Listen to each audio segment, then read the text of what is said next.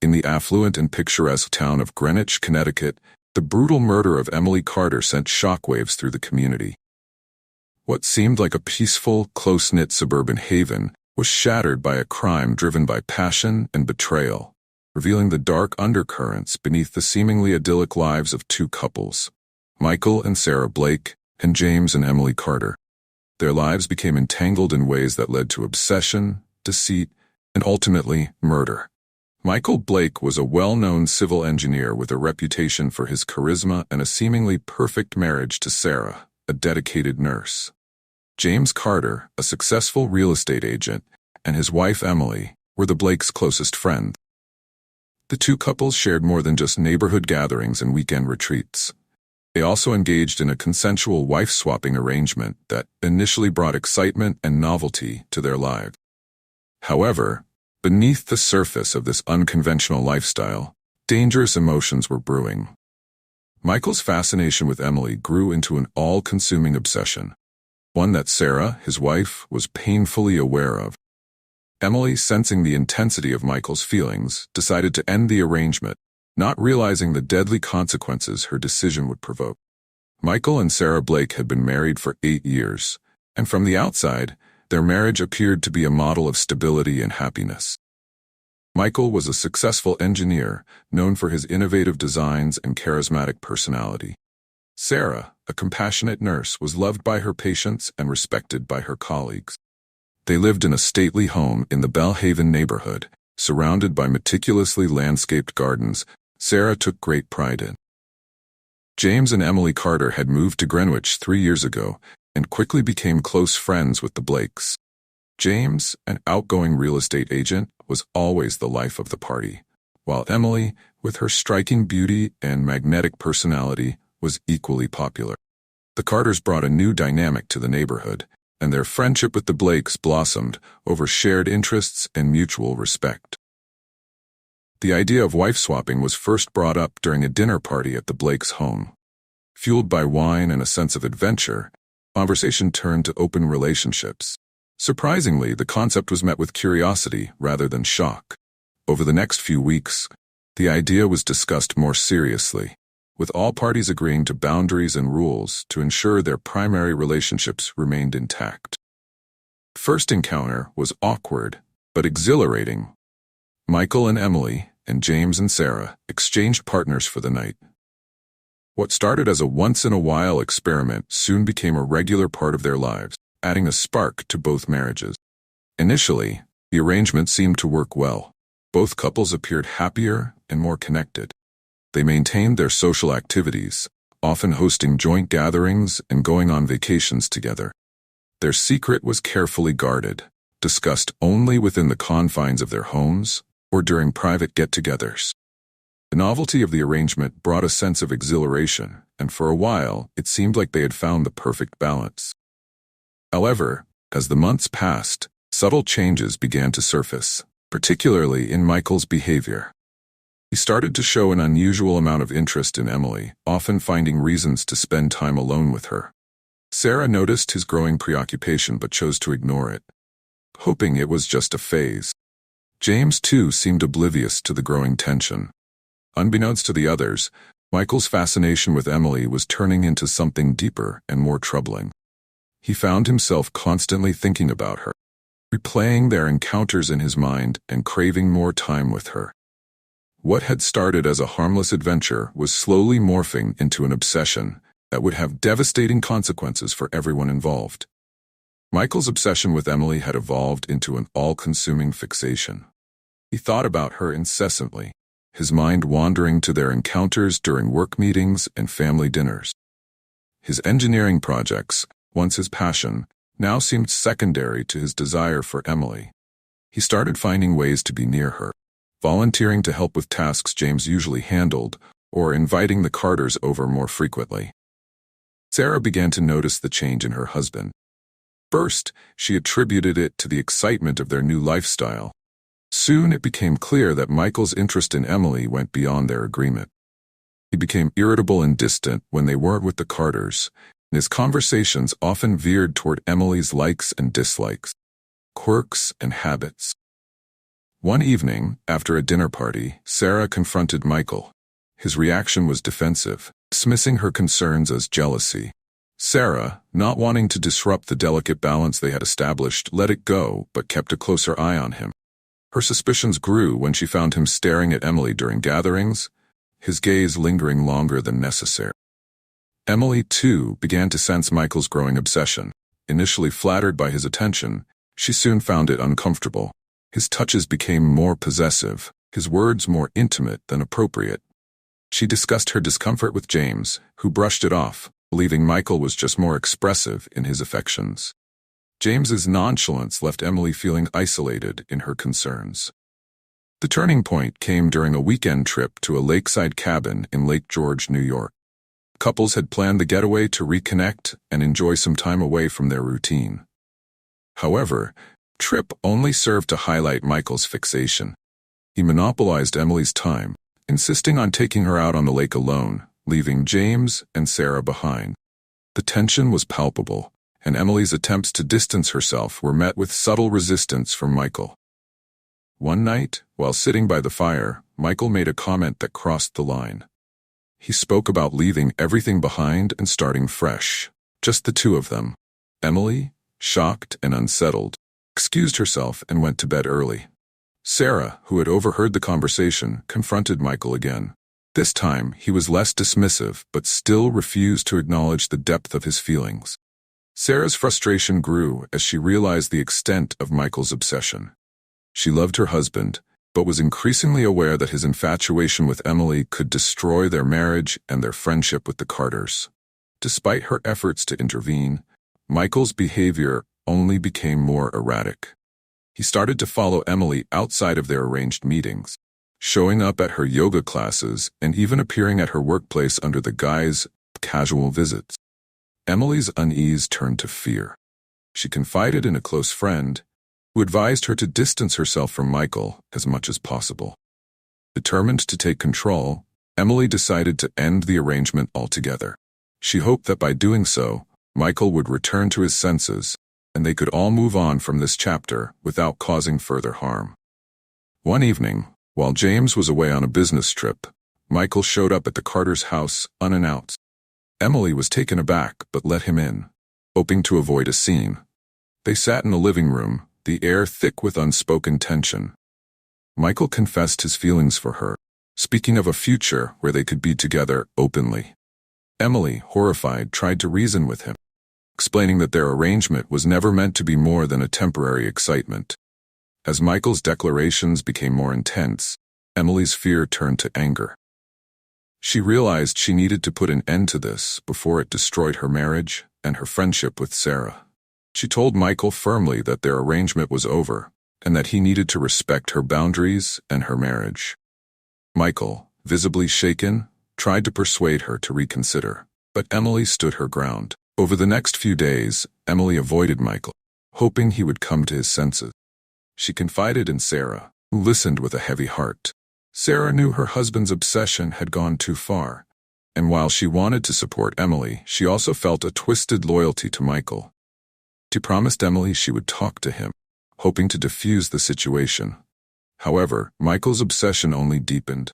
He started showing up at Emily's work, waiting for her after hours and leaving her messages expressing his undying love. Emily, feeling increasingly unsafe, decided to confront him one last time, hoping to make him understand the gravity of his actions. They met at Bruce Park in Greenwich, away from prying eyes. Emily reiterated that their arrangement was over and that his behavior was unacceptable. She pleaded with him to let go and move on.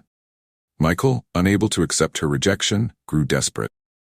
He accused her of leading him on and playing with his emotion.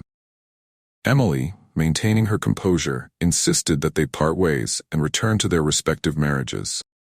Unbeknownst to them, Sarah had followed Michael to the park. She watched from a distance, her heart pounding as she saw the confrontation unfold. She could see the anguish on Michael's face and the determination on Emily's. Sarah knew that this confrontation was inevitable, but she also feared what might happen next. As the argument escalated, Michael's desperation turned to anger.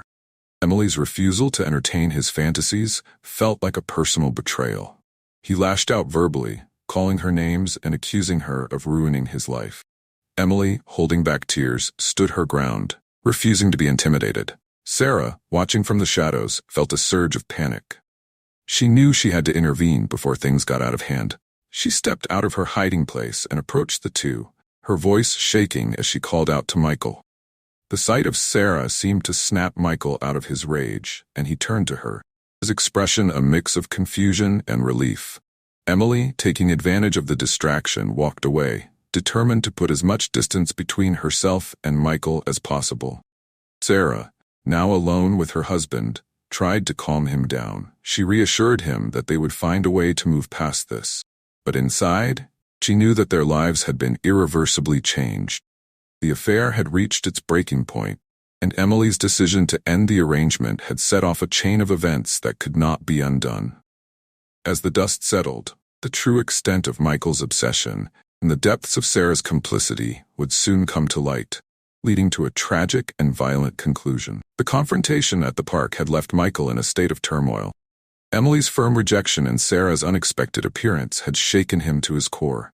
He returned home that night, his mind a whirlwind of anger, betrayal, and despair. Sarah, sensing the storm brewing within him, tried to soothe his troubled thoughts. Michael remained inconsolable. Over the next few days, Michael's behavior became increasingly erratic. He vacillated between bouts of intense anger and deep despondency. He stopped going to work, spending his days obsessing over Emily's rejection and the perceived injustices he had suffered. Sarah, unable to reach him, felt her own frustration and fear growing. She knew something had to give, but she wasn't prepared for the drastic turn of events that would soon unfold. Emily, on the other hand, was determined to move forward. She avoided all contact with Michael, focusing on her work and her relationship with James. She hadn't told her husband the full extent of Michael's obsession, fearing his reaction and the potential fallout. She hoped that by cutting ties, Michael would eventually come to terms with the end of their arrangement and leave her alone. One evening, Emily returned home from work to find Michael waiting for her outside her house. Her heart sank at the sight of him, and she steeled herself for another confrontation. She approached him cautiously, her voice steady but firm as she told him to leave. Michael, his eyes wild with desperation, begged her for one last chance to explain himself. Emily, sensing the futility of the conversation, tried to walk past him, but Michael grabbed her arm. His grip was tight and painful, and Emily could see the madness in his eyes. She struggled to break free, her voice rising as she demanded he let go. The commotion attracted the attention of a neighbor who stepped outside to see what was happening. Seeing the neighbor, Michael released Emily and fled. Emily, shaken and frightened, thanked the neighbor and hurried inside. She called Sarah, hoping to find some way to resolve the situation without involving the police. Sarah, hearing the fear in Emily's voice, agreed to meet with her the next day to discuss how to handle Michael's increasingly unstable behavior. The next day, Sarah met Emily at Le Pain Quotidien, a popular cafe in Greenwich. Emily, looking exhausted and tense, explained the encounter with Michael and her growing fear for her safety. Sarah listened intently, her mind racing as she tried to formulate a plan. She promised Emily that she would talk to Michael and make him understand that their relationship was over. After the meeting, Sarah returned home to find Michael in a state of agitation. She confronted him about the incident with Emily, her voice a mix of anger and concern. Michael, feeling cornered, lashed out at her, accusing her of taking Emily's side and betraying him. The argument escalated, and Sarah, fearing for her own safety, retreated to their bedroom. That night, Michael's thoughts turned darker. He couldn't accept that Emily had rejected him, and that his own wife was against him. In his twisted mind, he believed that the only way to resolve the situation was to eliminate the source of his pain. He decided that if he couldn't have Emily, no one could. On a cold, clear night, Michael made his way to the Carters' house. He knew James was out of town, leaving Emily alone. He broke in through a side window and made his way to the bedroom where Emily lay sleeping. The sight of her peaceful and unaware fueled his rage and desperation. He grabbed a pillow and approached her, his mind filled with a chaotic mix of love and hatred. Emily awoke to the sight of Michael standing over her, pillow in his hands. She tried to scream, but Michael covered her mouth, his grip strong and unyielding. In a fit of rage, he smothered her with the pillow, silencing her cries. As Emily's life slipped away, Michael stood over her, his mind a haze of conflicting emotions. In the aftermath of the murder, Michael fled the scene, his hands trembling from what he had done. He returned home, where Sarah found him, trembling and incoherent. She realized immediately what he had done. In a moment of twisted loyalty, she decided to help him cover up the crime. The life they had built, the secrets they had kept, were all at stake. Sarah knew that if they were to survive, they needed to act quickly and decisively. Sarah, driven by a twisted sense of loyalty and self-preservation, quickly took control of the situation. She led Michael to the bathroom, instructing him to remove his clothes and wash off any evidence. Her mind raced with the urgency of their predicament. She knew they had to act fast to cover up the crime and protect their secret life. As Michael stood under the hot shower, Sarah gathered his clothes and placed them in a plastic bag. She scrubbed the floor where he had walked, making sure to eliminate any trace of the crime. Once Michael was cleaned up, she sat him down and forced him to recount every detail of what had happened. Despite his emotional state, Michael managed to provide a coherent account, his voice shaking with the weight of his action. Sarah devised a plan. They needed to create an alibi and dispose of any evidence linking them to the crime. She called a trusted friend, claiming that Michael had been with her all evening, ensuring their alibi was backed up. Then, she drove to a secluded area outside of town where she burned Michael's blood-stained clothes and the murder weapon, praying that the fire would consume any remaining evidence. The police questioned everyone in the neighborhood, including the Blakes. Sarah's carefully crafted alibi held up under scrutiny, and Michael, although visibly distressed, managed to avoid raising suspicion. The investigation seemed to stall, with no concrete leads pointing to the Blake. Despite their initial success in evading the authorities, the psychological toll of the murder weighed heavily on both Michael and Sarah. Michael became increasingly paranoid, convinced that the police were closing in on him. He withdrew from friends and colleagues, isolating himself in a web of fear and regret. Sarah, while outwardly composed, felt the strain of their secret pressing down on her. She became hypervigilant, scrutinizing every interaction for signs of suspicion from those around them. The weeks following Emily's murder were a blur of tension and deception for the Blakes. Sarah took on the role of stabilizer, managing Michael's paranoia while ensuring their public facade remained intact. She monitored the news for any updates on the investigation, believed that the police seemed to have no solid leads. However, Sarah knew that maintaining their cover required more than just an alibi. They needed to create a narrative that would divert attention away from Michael. She suggested to Michael that he should appear more distraught over Emily's death, to align with the community's grief and throw off any suspicion. At social gatherings and community meetings, Michael played the part of the grieving friend. He spoke of Emily with a mix of fondness and sorrow, his eyes often welling up with tears. James, devastated and desperate for answers, seemed to appreciate Michael's empathy, never suspecting his friend's involvement in his wife's death. Michael's mental state deteriorated further, his guilt manifesting in nightmares and hallucinations. He started drinking heavily, seeking solace in alcohol, finding only temporary escape. Sarah, fearing he might confess in a drunken stupor, kept a close eye on him, often staying up late to ensure he didn't leave the house. One evening, as Michael sat slumped over a glass of whiskey, he broke down. He confessed to Sarah that he couldn't live with the guilt any longer, that he needed to come clean. Sarah, panicked, tried to calm him down and maintain their composure. She suggested they take a short trip out of town to clear their minds. They traveled to a secluded cabin in the mountain, hoping the change of scenery would help Michael regain some semblance of peace. The isolation provided a temporary respite, allowing them to plan their next steps without the constant pressure of the investigation looming over them. During their time at the cabin, Sarah reinforced the importance of their secrecy. She coached Michael on how to handle police questioning and public interaction, drilling him until he could respond without hesitation. Sarah's determination to protect their lifestyle and avoid imprisonment fueled her relentless drive to keep their story straight. Upon returning to Greenwich, the Blakes resumed their lives with a renewed sense of purpose. Michael, though still haunted by his actions, managed to present a more stable front. Sarah continued to manage their interactions with the community, ensuring they remained above suspicion. However, the cracks in their facade were beginning to show. Friends and neighbors noticed Michael's increased drinking and erratic behavior, and whispers of his possible involvement in Emily's death began to circulate. Sarah, ever vigilant, worked to quash the rumors, but she knew their time was running out. As the police investigation continued, new evidence came to light, pointing toward inconsistencies in Michael's alibi. The Blakes' carefully constructed world was on the brink of collapse, and the truth was closer to being revealed ever before. Detective Simmons interviewed the Blakes separately, noting any discrepancies in their stories.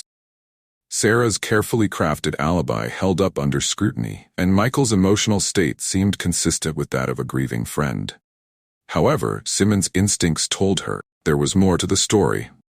As the weeks passed, new evidence emerged. Forensic analysis of Emily's phone records revealed a series of increasingly desperate text messages from Michael, indicating his obsession with her. Simmons brought Michael in for further questioning, pressing him on the inconsistencies in his alibi and the nature of his relationship with Emily. Michael, struggling to maintain his composure, stuck to the story Sarah had coached him on, but his nervousness and evasive answers only heightened the detective's suspicions. The turning point came when a neighbor came forward, crucial information. They had seen Michael's car parked near the Carter's house on the night of the murder, and remembered the strange behavior he had exhibited. This testimony, combined with the forensic evidence and Michael's erratic behavior, was enough for the police to obtain a search warrant for the Blakes' home. During the search, the police found remnants of the burned clothing and traces of evidence that had seeped into the floorboards, despite Sarah's thorough cleaning. This damning evidence, coupled with the witness testimony and phone records, painted a clear picture of Michael's guilt. The net was closing in on the Blakes, and Sarah realized that their carefully constructed facade was about to crumble. She knew that their only chance of escaping a lengthy prison sentence was to come up with a new plan, one that would shift the blame away from them and onto someone else. As the police closed in, Sarah and Michael faced the harsh reality of their situation. The lies and deceit that had once protected them were now threatening to unravel completely, and the truth was about to be revealed in a way they could never have anticipated.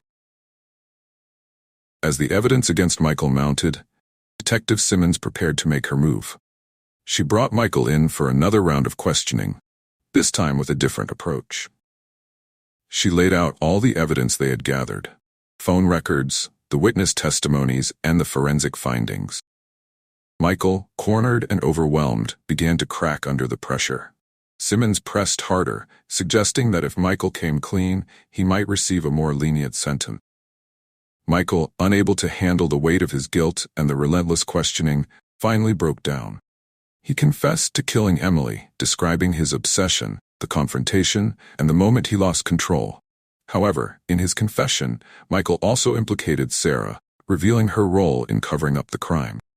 He described how she had helped him clean up, dispose of evidence, and craft an alibi. Simmons, sensing the opportunity to get the full story, had Sarah brought in for questioning as well. Confronted with Michael's confession, Sarah initially denied any involvement, but as Simmons detailed the evidence in Michael's account, Sarah realized there was no way out. Carefully constructed lies had finally unraveled. She admitted to helping Michael, explaining that she had done it out of a misguided sense of loyalty and fear of losing everything they had built. The trial of Michael and Sarah Blake captivated Greenwich and the surrounding region. The courtroom was packed with reporters and curious onlookers eager to see the conclusion of the tragic tale. Michael, charged with first-degree murder, and Sarah, charged with being an accessory to murder and obstruction of justice, both pled guilty to their respective charges. Michael was sentenced to life in prison without the possibility of parole, while Sarah, despite her role in the cover-up, received a lighter sentence due to her cooperation with the investigation and her previously clean record. She was sentenced to 15 years in prison, with the possibility of parole after 10 years. James Carter, left to pick up the pieces of his shattered life, found some solace in the justice served, but continued to mourn the loss of his beloved wife.